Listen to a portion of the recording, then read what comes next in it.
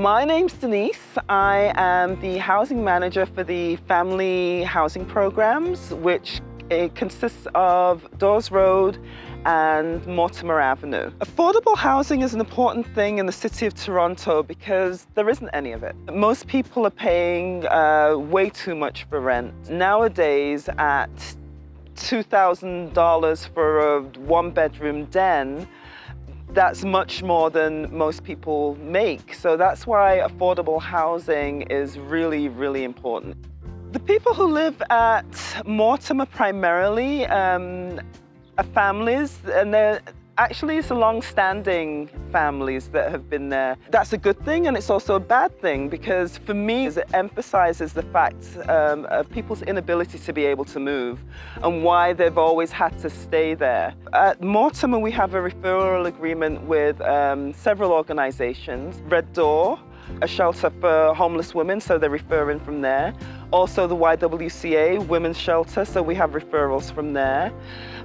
We have a referral with Park Adolescent Center, youth who are aging out of Crown Care and are 18 and over but are ready to live independently, so we have youth there as well. Fred Victor tries to provide support for people in a number of ways. We provide support with helping people get assistance, so income assistance, so helping them apply for things like OW, ODSP, pensions. We provide referrals to places like food banks. We provide mental health support. People require assistance with any kind of mental health issues.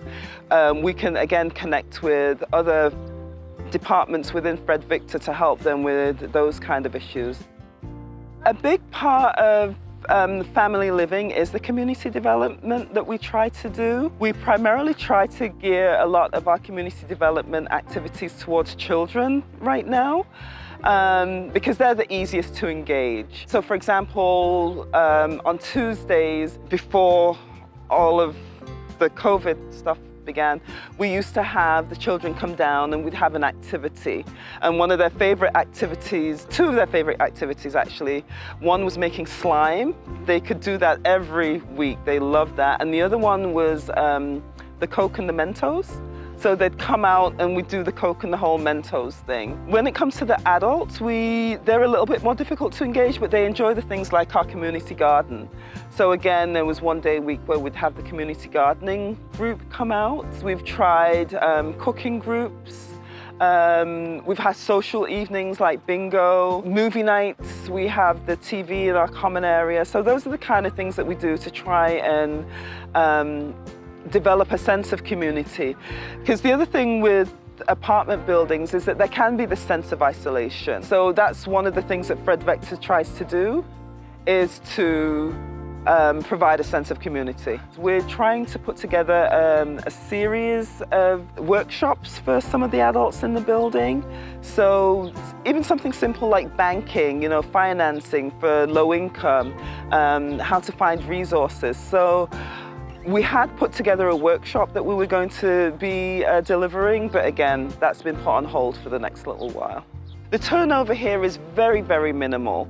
We're lucky if we get, a unit every year, basically, because people live here for so long. But yes, if we do get new people in, it is predominantly from the shelters, from the shelter system. Because of the COVID, we have not been able to continue with our delivery of the community development stuff, which is really unfortunate. Because again, during these times, it's the parents with the kids at the home that really need some kind of outlet.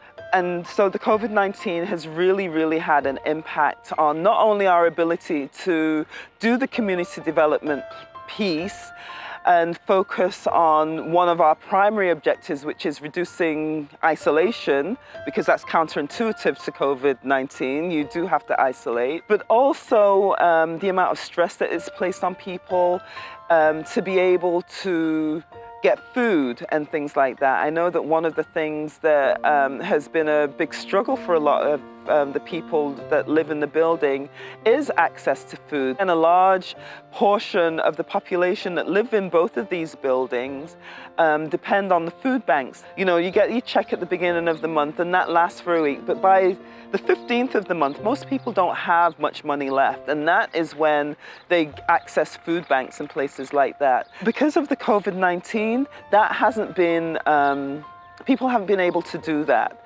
And so definitely there's been a shortage of access to food for many of the residents in both our buildings. Fred Victor has been able to help alleviate some of the stress around the food. We received a really generous donation of food for our residents. So we're in the process of bundling that up, creating grocery parcels that will be going out sometime next month. And those are the kind of the things that we really appreciate, because those are the kind of things that people really need at this time. There are so many people who are struggling with social isolation, and that is one of the things that we'd really like to focus on. We'd like to expand our garden because that seems to be one of the things that people really connect with, especially at this building. And just in terms of giving people the ability to learn new things. So again, just looking at different programming ideas is something that we would look forward to doing for the next year.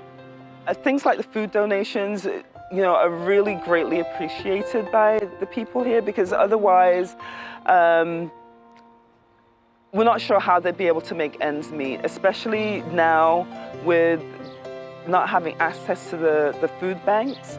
So we, you know, many thanks to all our donors out there. To everyone who's watching this, thank you very much for all of your support, and hope that it will be ongoing.